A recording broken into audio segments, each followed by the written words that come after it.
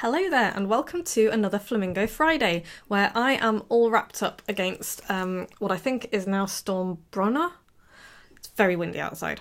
Today I am looking at Harriet's website. She has sent me her homepage, portasticpetsitting.co.uk, and she says that she provides canine adventures and a unique cat sitting service. She specialises in Labradors and is keen to build a dog walking waiting list because her current dogs are elderly.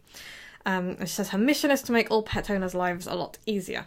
Ideal clients, owners who love their puppies and Labradors who are busy and work all day, keen on becoming better owners and need help to do so.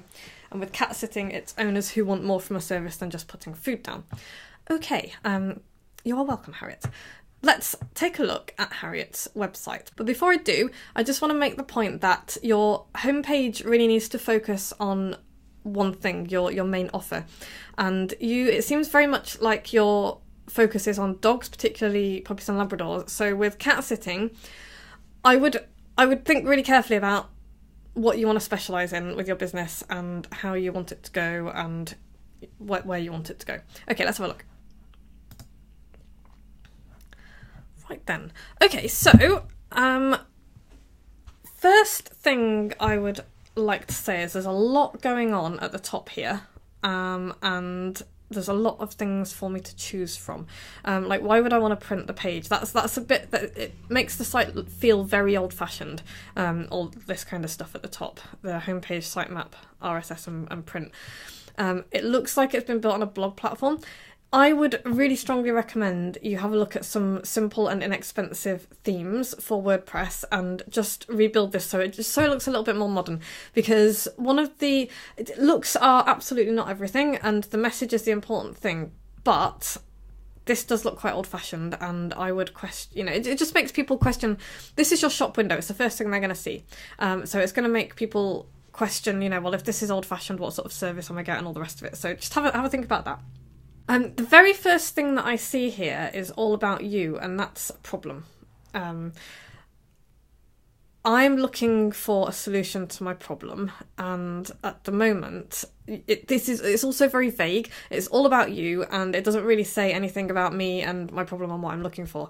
And that you need to address that, really. So, what kind of pet service are you providing? And experiences, it's really vague. Experiences can be good and bad. So are you going to give my pet a horrible experience? What type of experience? So this message really needs tightening up. What's your USP? What makes you particularly special? And this is super important because people really struggle with choosing pet sitters and pet services because they all look the same, frankly. This doesn't give me anything that I can't find on any other pet sitting service, and so it makes it very difficult.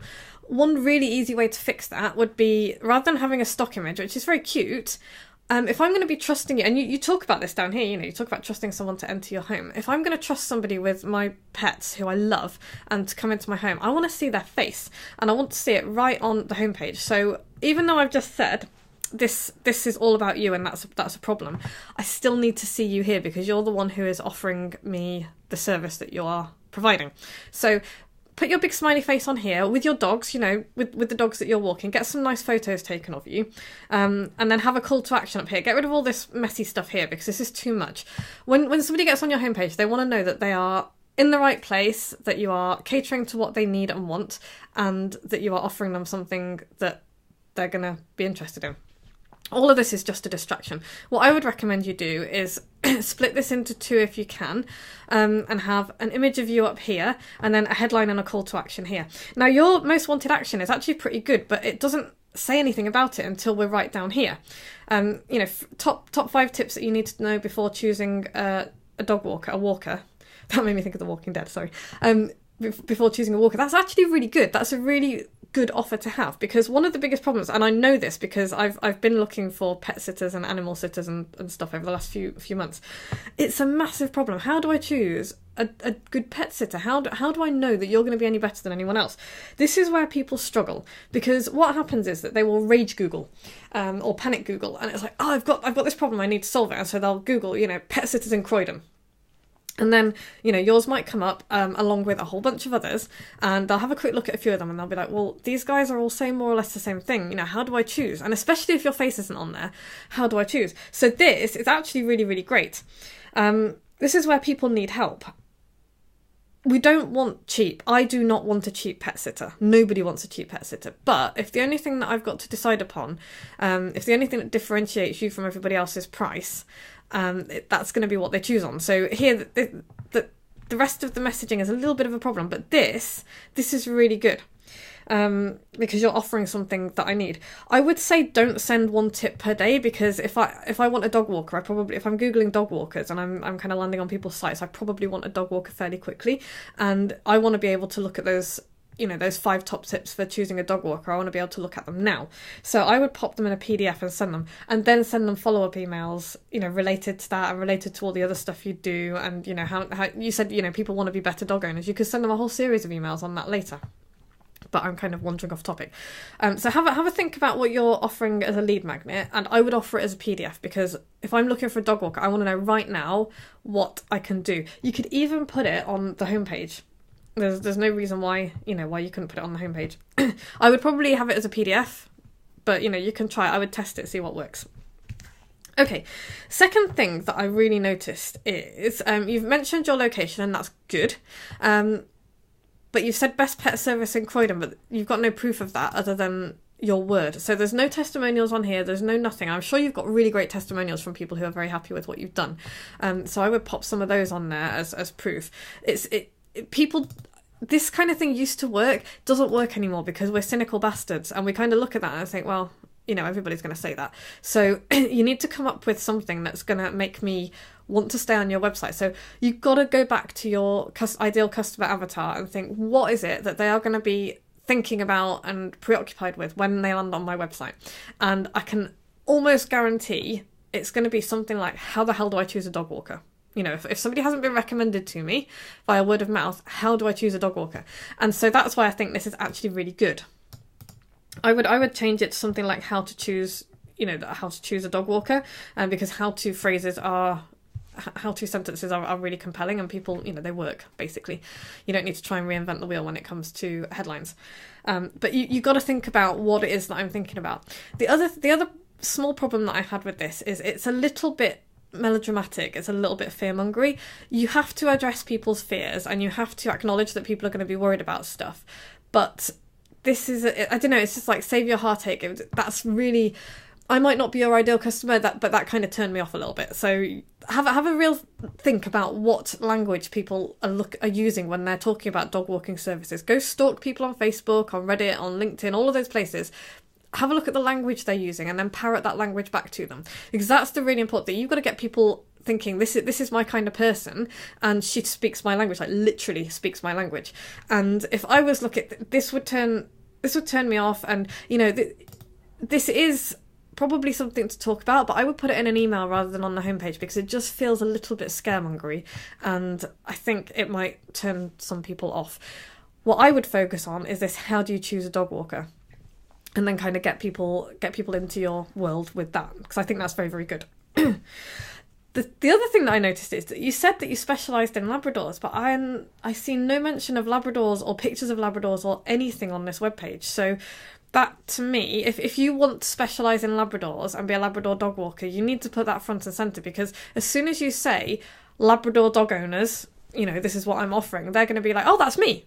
And it's such an easy way to kind of get people's attention and show them that they're in the right place. So if you are a Labrador specialist, you need to say that, and you need to say it really loud. Okay, so in terms of structure and how you're going to write the page, really keep it very simple. Who are you talking to? What's their big problem? Who exactly are they? And you've got to go right back into their customer avatar and get into their heads, because you haven't really done that here. And as soon as you do that, the whole messaging will become a lot easier. Trust me on that. So who are you working with? Who do you want to work with? What's your offer? What is your core offer here? And your core offer here, your direct core offer here is, how to choose a good dog walker. You want to get them on your email list. You also want to give them a chance to buy now, because if somebody is looking for a dog walker, they're probably in kind of a hurry. So you want them to sign up for your top tips, and I would make that your main call to action up here. But just under here, I would also say, if you want to talk to me, maybe book a discovery call. Something like that is a really good idea. You don't want to be trying to sell somebody something straight off the page. I want to talk to you before I trust you with my animals and with my house keys, basically. So I would say, book a free discovery call, 10-15 minutes. You can talk to them about what they need, what they want, all of the stuff that you offer, get to know them. That's going to be a far easier sell than trying to sell anything off the page. If they don't want to do that, then you give them your how to choose a dog walker PDF, because they will find that very useful as well. So who are you selling to? What's your offer? Why should I want it? What's in it for me? And how do I get it? How do I buy it, or how do I get it? And it just needs to be as simple as that. So I would start all over again with a really simple template. Get some lovely pictures of you, get them up there, get some reviews. Get a couple of them on your homepage a little bit further down, because what you want is your headline is like, who am I talking to and what's your problem? And then what you're offering and why I should be interested in it. And a call to action straight away. And then a little bit more information about what you're offering and, the benefits and whatnot. And then some reviews, some testimonials, that kind of thing. And then calls to action all the way down. And really think about what it is that you want to offer and what you want people to do first. Think about the most valuable action that people can take on your homepage. And then, all of this stuff can go a little bit further down at the bottom. Certainly the privacy policy, it has to be on the page, but, put it down the bottom. And make sure that stuff like this works, because it just looks, it looks a mess, and people will look at it and think, well, if the website's not working, what else isn't working? So it sounds like I've been very harsh. I actually haven't, because this is good. This top tips thing, this is good. And I would focus on that. Just have a real go back to basics and think, who are you selling to, what are you offering and why, and what you want your core business to be.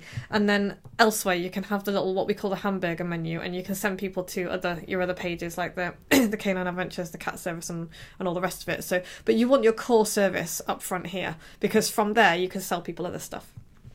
So I hope that's helpful. If anybody else would like to submit their website for critique, I may or may not decide to do it.